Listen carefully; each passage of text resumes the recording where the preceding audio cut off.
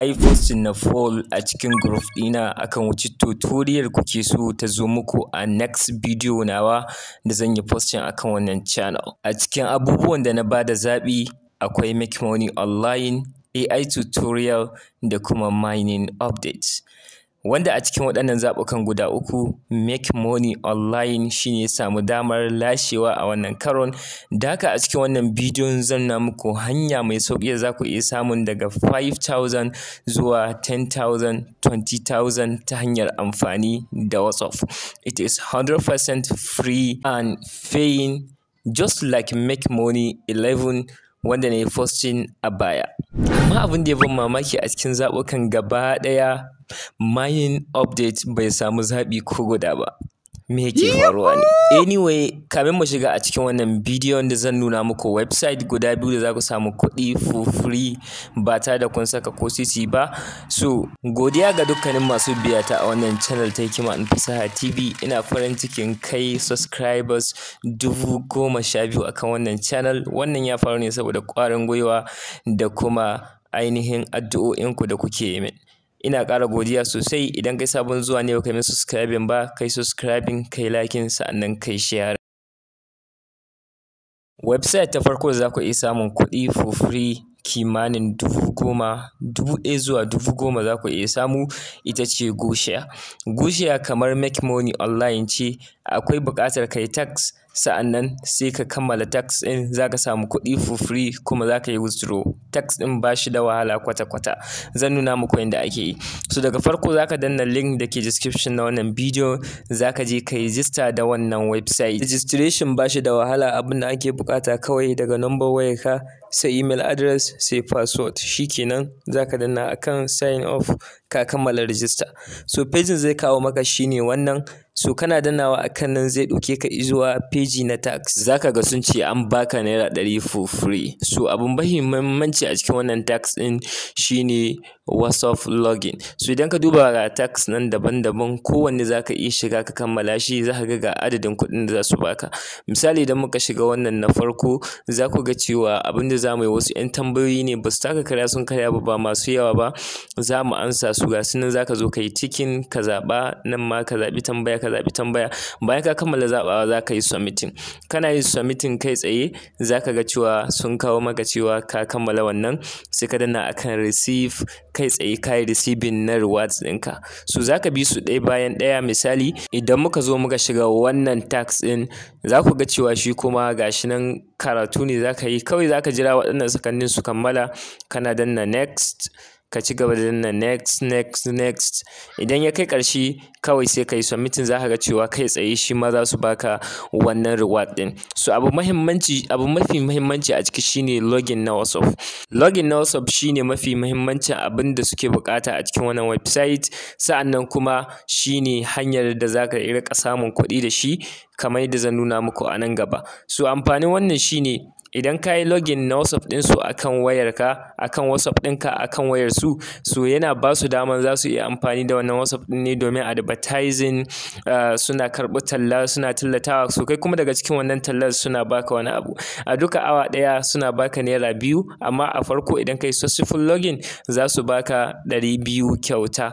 To wannan bayan ka kammala duka new biyu tax, so za ka ga kuɗinka sun kai 1,000 da wani abu kuma za ka iya withdrawal nan take. Wannan naira 2 ɗin duk awa da suke bayarwa, wanda a kullum dai za ka samu 150 kenan a cikin shi. Ba shi yasa ne wannan bidiyon ba, akwai hanyoyin da za ka samu kuɗi da shi, ku biyo ni zan nuna muku. Bayan WhatsApp ma za ka iya login na Instagram, Facebook account, kowanne za ka iya connecting, wanda shi ma yana baka kuɗi a kowace rana. Za ka zo ka danna akan wannan button na WhatsApp login, zai kawo maka wannan page, sai ka zaɓi login with phone number. So kana dannawa kai tsaye kawo ka wannan page, za a ce ka saka number wayarka. So number wayarka da ka saka anan ita ce wadda kake WhatsApp da ita, ma'ana ta WhatsApp ɗinka da kake so ka yi linking da device ɗinsu. Wannan kamar idan ka saka number wayarka za su baka code, wanda idan ka je ka saka wannan code ɗin, to kamar ka ba su daman su yi amfani da WhatsApp ɗinka kenan. So za su kawo maka code kamar haka, sai ka yi copy na wannan code ɗin. ka je kai tsaye ka buɗe WhatsApp ɗin da kake amfani da shi wanda kake so kai linkin kenan. A nan ku sani ba sa son sabon WhatsApp. Idan ka buɗe sabon WhatsApp za su iya blacklist ɗinka, ma'ana ba za ka ci gaba da amfani da shi ba da samun kuɗi a cikin wannan website. So bayan ka shiga WhatsApp ɗinka akwai dot guda 3 a sama, ka danna su. Ka zaɓi link devices, sai ka zo ka danna akan wannan button, zai ce maka connect wifi or data, mobile data, ka danna shi. Zai buɗe maka peji kamar haka. Ka zo a ƙasa za ka ga wani waje an rubuta link with phone number instead, sai ka danna shi. Zai kawo maka peji wanda za a ce ka saka ainihin wannan code ɗin da ka kwafo, to kai tsaye sai kai pasting na wannan code ɗin da ka kwafo daga cikin wancan website.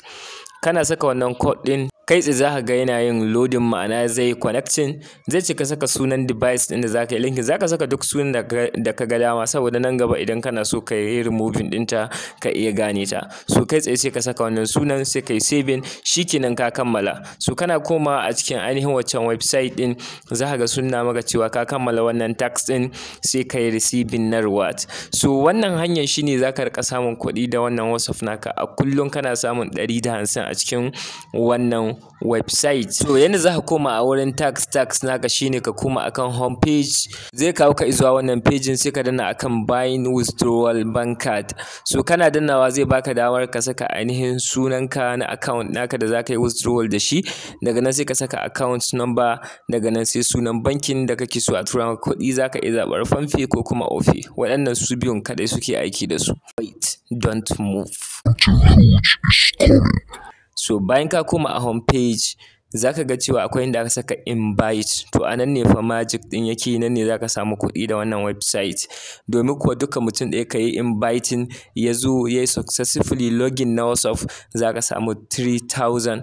Kai tsaye za ka samu 3,000 da wannan website, kuma za ka iya withdrawal matuƙar ya kasance online, ma'ana bai sauke wannan WhatsApp ɗin nasu daga WhatsApp ɗin shi ba. So wannan hanyar za ka yi inviting na mutane.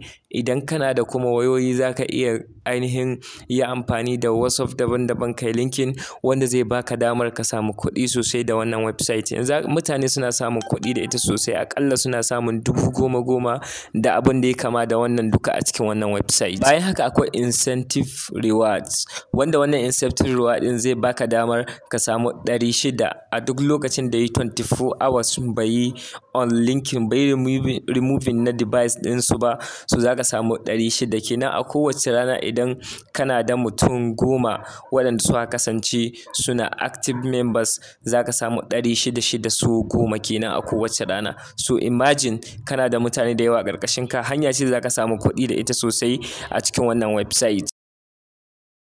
Website ta biyu duka iri ɗaya ce da wannan, saboda haka kai tsaye ba ɓata lokaci zai yi a cikinta ba. Ita ma za ka je ka register, kamar yadda kuke gani za ka je ka saka number wayanka da password, shikenan ka kammala register. To page za ta kawo maka shine wannan, za ka danna akan tax, wannan WhatsApp tax ɗin za ka danna shi, zai buɗe maka wannan pejin.